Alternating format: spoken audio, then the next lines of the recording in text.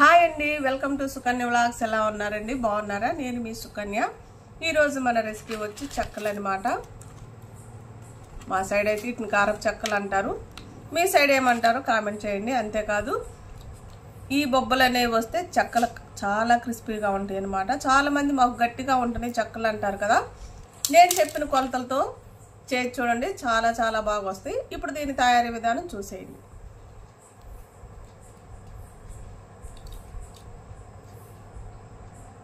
మనకి ముందుగా కావాల్సినది ఒక అర కేజీ బియ్యం పిండి తీసుకున్నాను.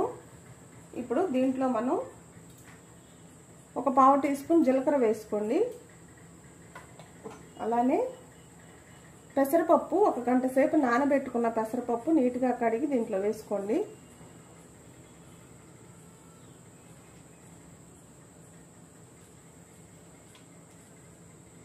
చెక్కల్లో పెసరపప్పు చాలా రుచిగా ఉంటాయి.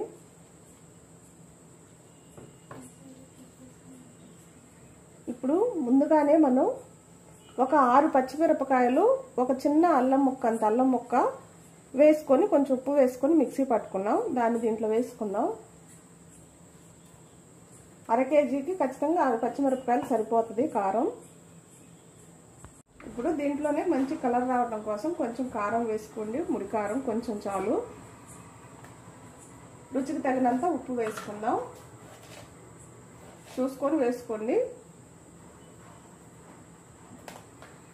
ఇప్పుడు దీంట్లో కాచి కొంచెం గోరువెచ్చగా ఉన్న బటర్ వేసుకోండి. నెయ్యైనా వేసుకోవచ్చు. ఈ రెండింటికన్నా డాల్డా వేసుకుంటే ఇంకా క్రిస్పీగా వస్తాయి. అంతేకాదు ఇవేమి లేనప్పుడు మన ఇంట్లో ఉన్న నూనెని వేడి చేసి వేసుకోండి. సన్నగా తరిగిన కరివేపాకు. ఇప్పుడు వీటన్నిటిని ఒకసారి కలుపుదాం.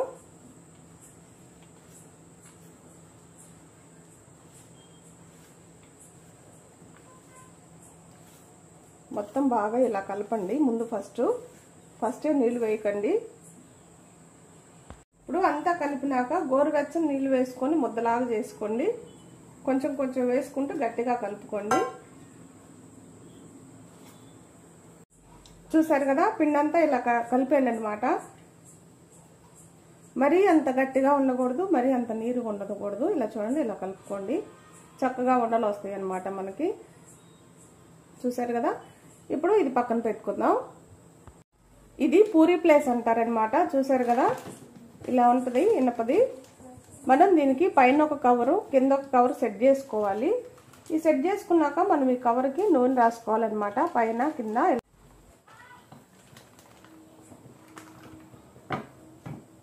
చూసారుగా, చాలా సింపుల్గా అయిపోతాయండి మనకి చెక్కలు అనేవి. మనం ఎంత పలుసగా తీసుకుంటే ఒత్తితే అంత పలుసగా వస్తాయి. అంతేకాదు మనం పిండి కలుపుకునేటప్పుడు కరెక్ట్గా కలుపుకున్నప్పుడు ఇలా వస్తాయి. చూడండి, ఇదిగో మనం ఇప్పుడు పిండి అంతా ఇలా రెడీ చేసుకుందాం. ఇప్పుడు మనం నూనె కూడా వేడి చేసుకున్నాం. వేడైపోయింది చూసారా. మనం ఇలా రెడీ చేసుకునేది నూనెలో వేసుకోవాలి.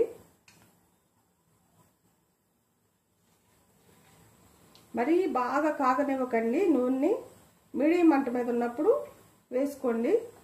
అప్పుడు చెక్కలు చక్కగా వేగిపోతాయి అన్నమాట. మరి ఎక్కువ మసలు కాగబెడితే చెక్కలు వెంటనే నల్లగా అయిపోతాయి. ఇలా వేసుకోండి. చూసారు కదా, చెక్కలు చక్కగా అన్ని వేసాము. వేసిన వెంటనే మాత్రం కదపకండి. కొంచెం సేపు ఉడికినాక రెండో వైపు తిప్పుకోండి. కొంచెం సేపు వేగినాక. మరి ఎక్కువ కూడా వేసుకోకండి నూనెలో. కొన్ని కొన్ని వేసుకొని కాలిస్తే చక్కగా కాలిపోతాయి. చూసారు కదా, కొంచెం ఒక పక్క వేగినాక ఇప్పుడు తిప్పుకుందాం రెండో వైపుకి.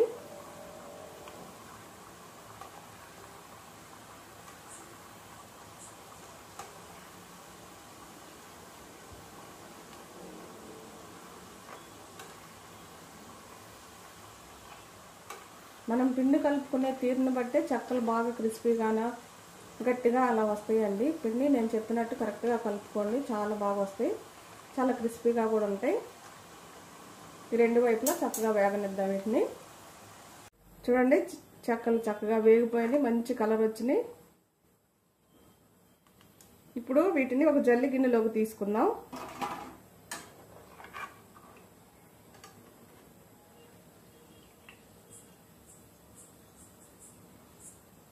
మీ దగ్గర పెద్ద గుంట గిన్నె చిల్లులు గంట ఉంటుంది కదా, అలాంటిది ఉంటే దాంతో తీసుకోండి.